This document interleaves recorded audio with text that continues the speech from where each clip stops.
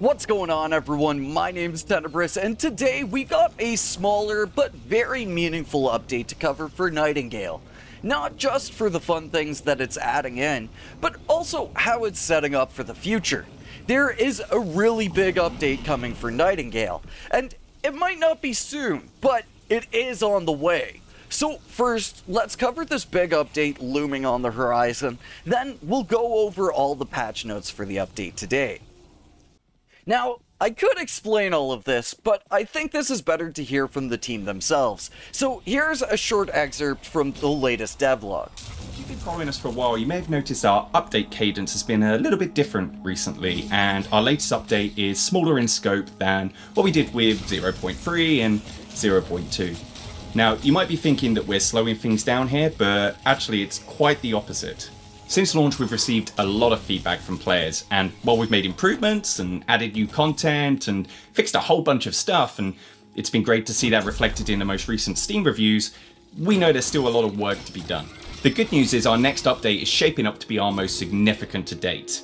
Now, the downside is this is taking up our studio's full focus, so it will take a little bit longer for it to arrive. But we want to give you a heads up on what we're working on and the key feedback points that we're trying to address with this big update coming up.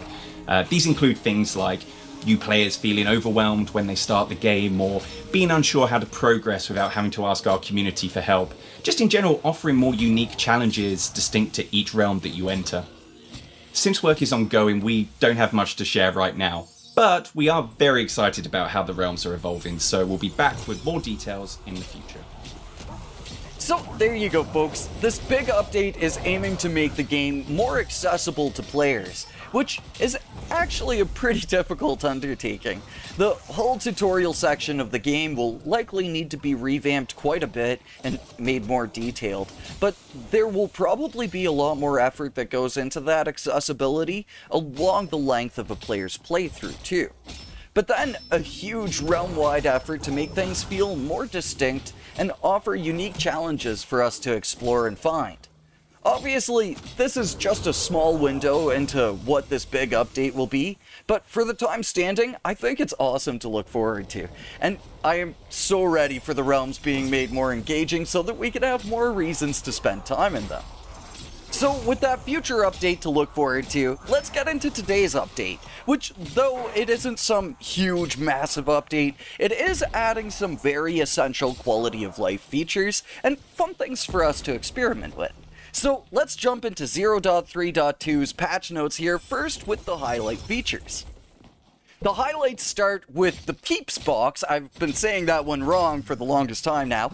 The Peeps box, which allows players to access storage between other Peeps boxes. The Zephyr anchor points, which are built to fast travel within your own realm. The Climbing Picks grapple ability, which, oh my god, what an amazing addition!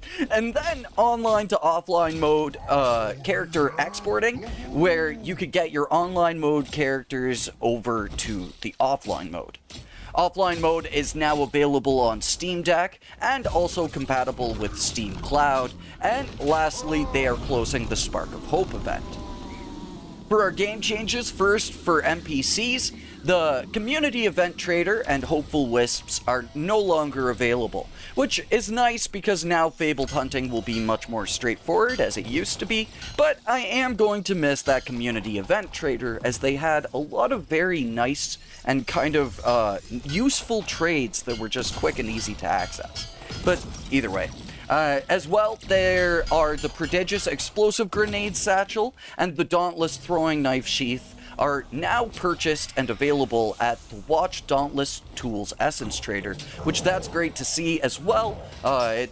These tools and secondary weapons were kind of stored away to the later Ascended realms, so it's nice to see them being made accessible earlier on here. The Rugged Throwing Knife Sheath and also the Rugged Explosive Grenade Satchel can both be obtained in either the Ascended Provisioner Swamp Realm for the knife, or the Provisioner Desert Realm for the grenade. But that kind of doesn't make sense, because the Ascended Provisioner would be like way later than you would be getting the Dauntless. So I'm going to kind of maybe make an assumption here that Ascended might be a typo and that it's just supposed to be the normal Provisioner realm, but we'll have to wait and see on that one.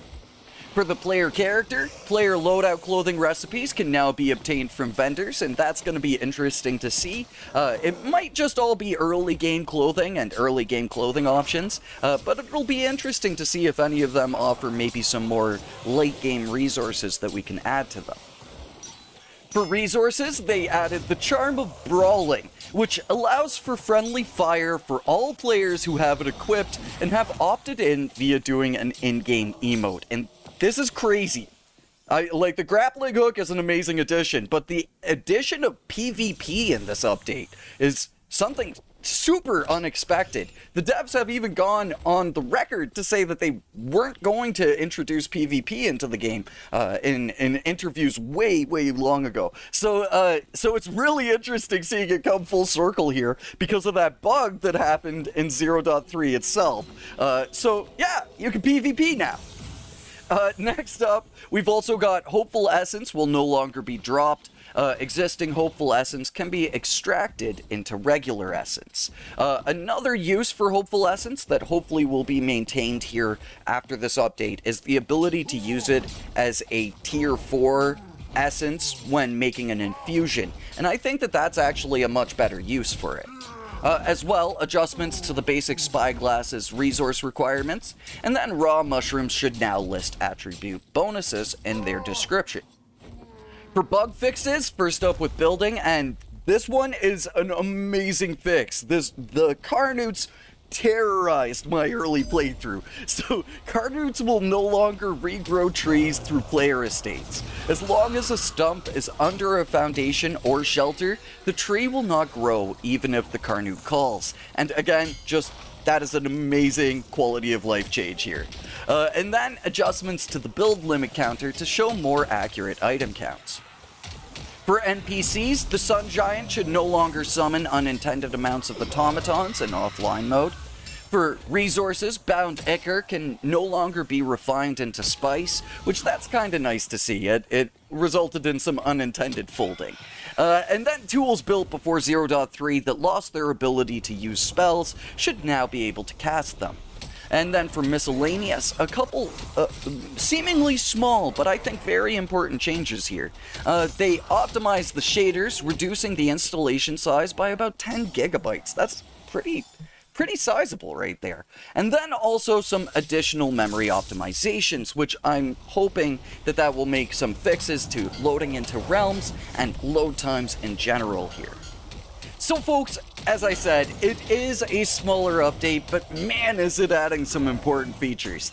The interdimensional storage in the Peeps box, the ability to fast travel in your realm, which that's going to be such a game changer for worlds with multiple spread out builds. Some great improvements to offline mode, file size and memory optimizations, and the thing I'm most excited for, grappling hooks. I cannot understate how much fun these are going to be in the game, but look forward to my first impressions video where we'll be checking those out, alongside any other changes we can find or that are interesting here. It should be coming out in probably about an hour or so from now.